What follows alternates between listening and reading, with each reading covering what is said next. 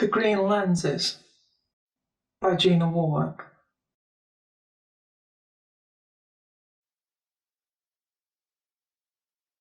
She looks towards me with disdain.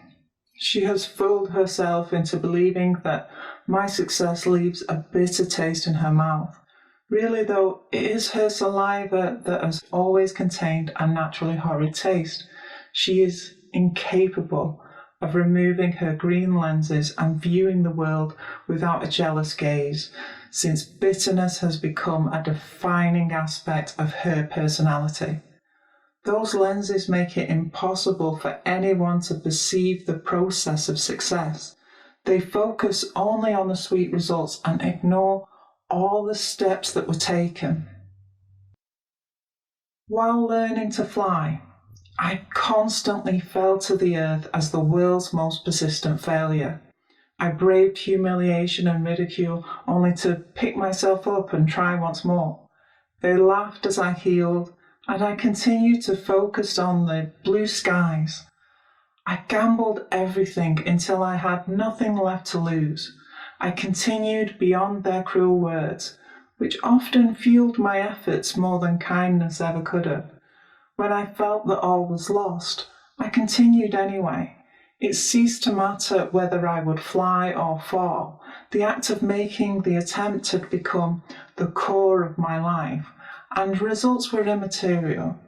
The path of your greatest failure will lead you to stumble onto the smallest pieces of success.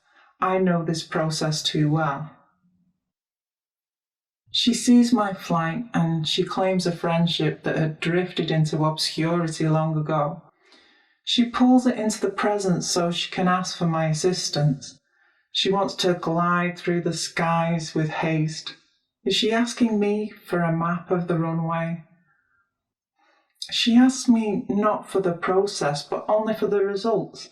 She wants me to repeat the process on her behalf.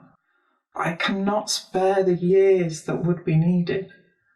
Does she honestly believe that another should carry her into flight? She grows angry with my lack of assistance, demanding that I explain how I achieved success. Through her green lenses, she cannot see the truth behind my words.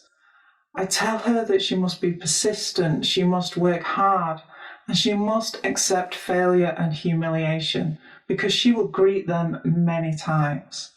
I tell her that she must hold on to hope, because eventually something will work. She looks at me with surprise and yells words that I choose not to repeat. I sense that she feels betrayed, as though I am hiding what is rightfully hers. I've given her the map that she so clearly desires, and I'm greeted with visceral hatred. She slams each door as she defiantly walks away.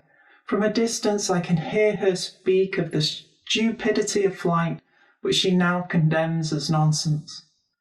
Then she talks of the magnificent grace that only walking can provide. She asks why anyone would choose to do anything else.